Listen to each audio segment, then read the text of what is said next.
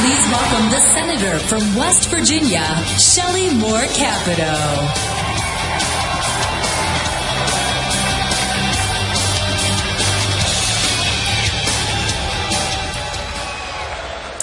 Good evening. Let me start out with a question. Are there any mountaineers in the audience tonight? I'm Shelley Moore Capito, the first woman ever elected to serve the state of West Virginia in the United States Senate. Ladies and gentlemen, we face challenging times. Times in which we as leaders must ask, how can we secure a future that's brighter for our next generation? That's always the challenge of leadership. And this election is no different. But with every challenge comes great opportunity. And that opportunity is what I would like to speak to you about tonight. Let me first tell you where I come from, the Mountain State. I'm a lifelong West Virginian, and with our tight-knit communities, I always say, our state is just one big, small town. That's never been more evident than in the past month, as West Virginia was ravaged by flooding that upended our communities, displaced our families, and claimed 23 lives. As I traveled the flood zones, I was inspired by people who, despite losing everything, sought ways to help and serve others. The stories are so tragic, yet so uplifting, and I am so proud of my state. In their jobs and communities, West Virginians work hard every day and deliver results. And in turn, they expect our country's leaders to do the same. The constant refrain I hear back home is, stop the bickering, improve the economy, and fight. Fight for our jobs. And let me tell you something, they're right. The greatest obstacle for West Virginia families and families across America over the past 8 years has been a president that places left-wing priorities and campaign promises over their livelihoods. President Obama has hurt the heart and soul of my state, our proud coal miners in the communities where they live and work and pursue their happiness. His policies have ripped through the heartland, creating a cycle of pessimism and disgust. People around the country feel the Obama administration has kicked them to the curb with a callousness that's damaged their ability to trust and respect government. In 2008, President Obama famously said, if someone wants to build a coal-powered plant, they can. It's just that it will bankrupt them. Well, 8 years later, it's safe to say his actions have matched his words. But he's never realized that when you bankrupt a coal company, you deprive communities of their livelihood. His recklessness has cost more than 60,000 coal workers their jobs since 2011. That's 60,000 families that are now without work, without a paycheck, and without many options. Well, not to be outdone, Hillary Clinton has already promised to put a lot of coal miners and coal companies out of business. She wants to put 1,000 more Americans out of work. She has promised to devastate communities and families across coal country. When I think about Hillary Clinton's pursuit of an anti-coal agenda, you know what I think about? I think about that miner who wakes up before dawn every day to go to a 10-hour shift. I think about that bus driver who drives the miners' children to school. I think about the nurse who cares for our retired miners. And I think about the hundreds of coal equipment distributors. I weep for the fabric of my state. I weep for the fabric of my state. These men and women take pride in their highly skilled and good-paying jobs that provide for their families and support their communities. They work tirelessly to power America. West Virginia workers are the backbone of this economy. And Hillary Clinton is promising to put them out of work? Now, we shouldn't be surprised by this, because Hillary Clinton understands coal miners and blue-collar workers about as well as she understands secure email. A day in the life of a coal miner and a day in the life of Hillary Clinton could not be more different. For over 25 years, she's thrived in a world where the rules bend to her. Recently, we learned she showed extreme carelessness with our nation's secrets. For others, the consequences of misusing classified information have been swift and serious, but not for Hillary Clinton. Since the end of her husband's administration, she's profited from closed-door speeches with fees that would buy several houses in the state of West Virginia. Not only is she out of touch, her attempts to reach out to the American people often reveal how distorted her vision has become.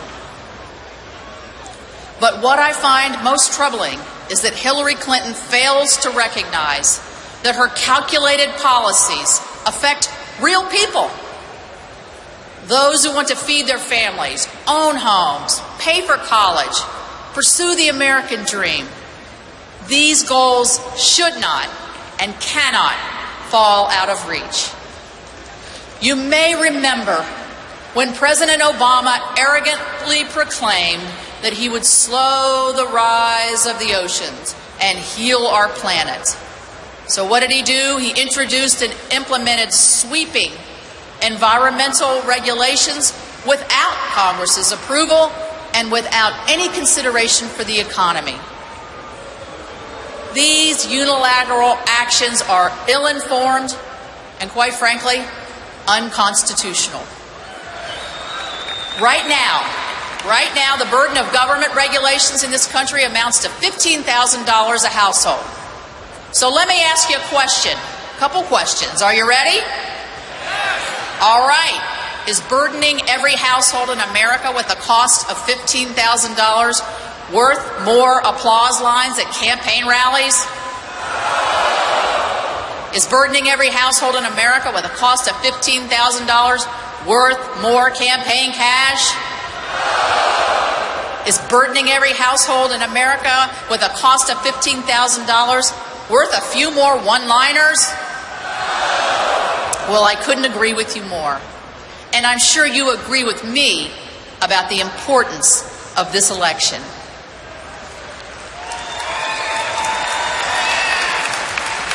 One of the reasons this election is so important is because the Democrats have nominated a candidate that Americans overwhelmingly distrust. You know what? She's earned this reputation. Her term at the State Department was shrouded in scandal and mistrust. Just a few weeks ago, FBI Director said that Secretary Clinton was negligent. He questioned her judgment and revealed countless ways she has misled the American people. We know that the cornerstone of our global leadership is not just our awesome military, it's not just our economic power, but it's our credibility.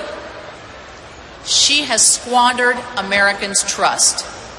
And thankfully, the latest misdeed hasn't slipped past the attention of the American people.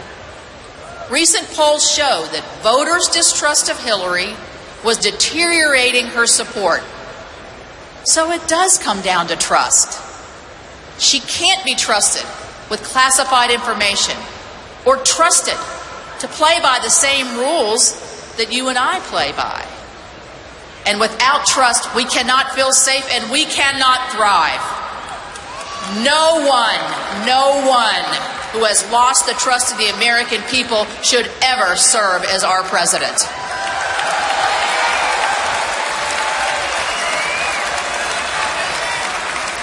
The only thing we can trust Hillary to do is to double down on the same failed Obama policies that are hurting Americans that I just described.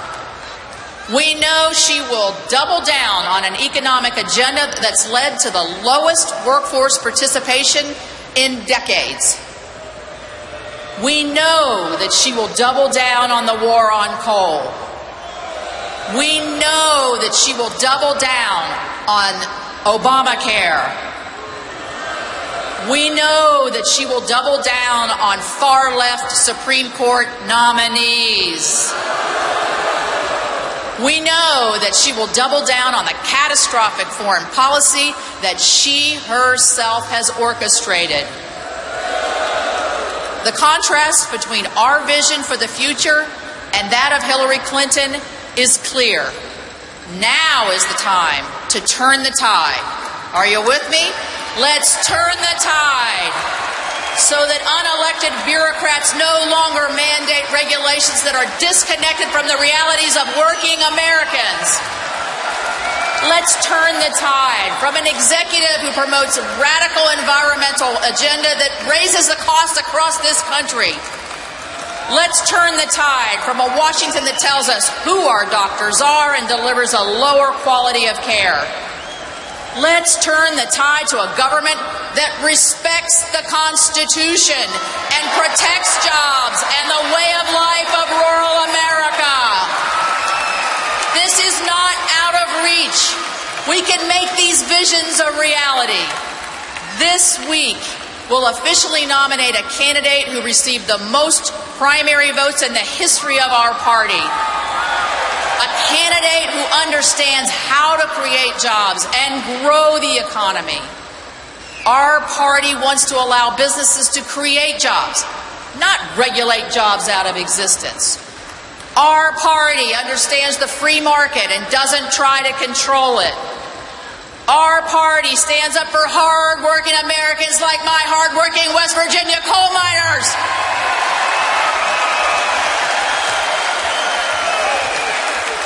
Our party will strengthen our military to face growing threats. We must carry this momentum to elect Donald Trump, who speaks directly to Americans who have been devastated by the Obama administration. West Virginians know he understands their problems, shares their concerns, and by golly is going to do things much differently. The American people know that Hillary Clinton has forfeited her trust and has broken her bond with working Americans. So let's commit tonight to bringing our country together. In the months ahead, the stakes are both clear and high. Take this energy from this convention back to your state, back to your home, and work to elect Donald Trump, who will make America great again. Thank you.